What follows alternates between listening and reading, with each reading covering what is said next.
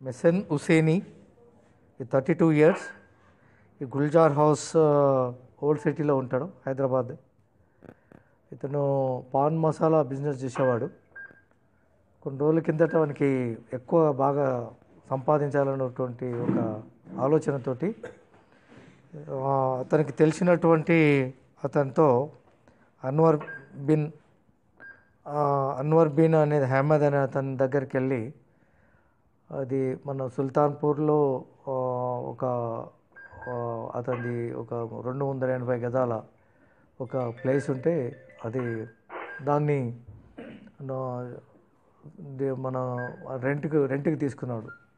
రెంట్కి తీసుకొని రెంట్ హౌసెస్లో దాదాపు 3 రూమ్లు ఉన్నాయి, తర్వాత షట్టర్స్ కూడా ఉన్నాయి.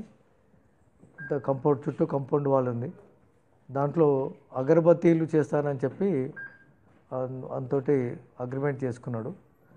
అగరబత్తి కానీ ఆయన చేసేది అగరబత్తీలు కాదు, రెండు మిషన్స్ తెచ్చుకున్నాడు.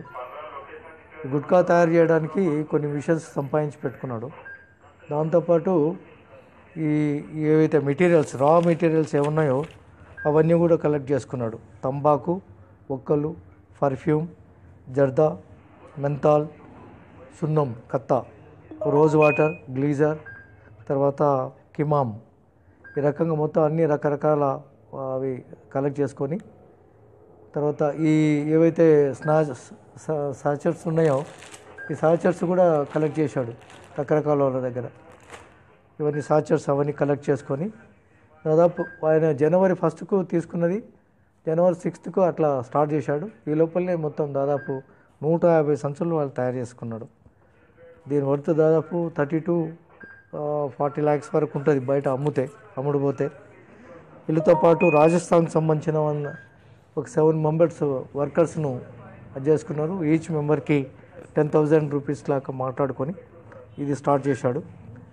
నాకు ఆ ఏరియాలో ఇన్ఫర్మేషన్ రావడంతో మన అడిషనల్ ఇన్స్పెక్టర్ సుధీర్ కృష్ణ, మా బాలాపూర్ ఇన్స్పెక్టరు సైదులు, తర్వాత ఎస్ఐ, తర్వాత టీం మొత్తం కూడా ఈ ప్లాన్గా వాడిని పట్టుకోవడం జరిగింది. వర్కర్స్ని ఫస్ట్ అపరెంట్ చేశారు. ఆ తర్వాత ఈ ఓనర్ హుసేన్ని ఆయన సైకిల్ మోటార్తో వస్తుంటే ఆయన కూడా అపరెంట్ చేయడం జరిగింది 4 గంటలకు ఈరోజు మార్నింగ్. వీళ్ళందరినీ కూడా అరెస్ట్ చేసి రిమాండ్కి తరలిస్తున్నాం.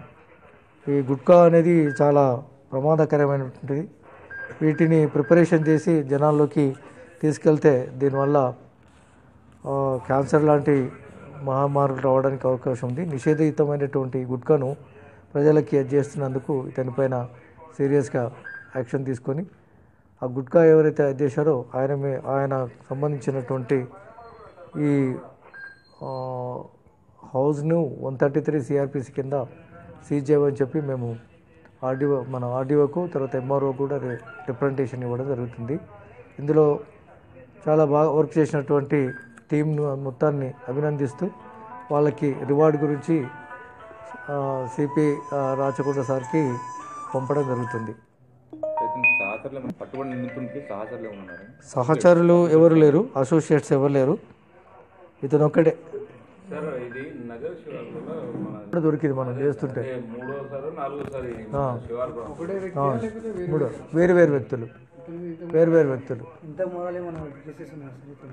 ఇతని పైన ఇది ఫస్ట్ కేసు. ఇంకా వేరే ఎక్కడైనా మా పోలీస్ స్టేషన్ అయితే ఫస్టే, మిగతా ఏదైనా పోలీస్ స్టేషన్లో కూడా అది వెరిఫై చేసి అతను ఇదే పాన్ మసాలా బిజినెస్ చేసేవాడు, ఎక్కువగా అందరికీ సప్లై చేసేవాడు. బట్ ఇది అందరికీ ఇది ఒక అలవాటు, తర్వాత ఇది చాలా క్విక్గా వెళ్ళిపోతాయని చెప్పే ఉద్దేశంతో వాటి బాగా లాభాలు వస్తాయనే ఉద్దేశంతో స్టార్ట్ చేసినట్టున్నారు.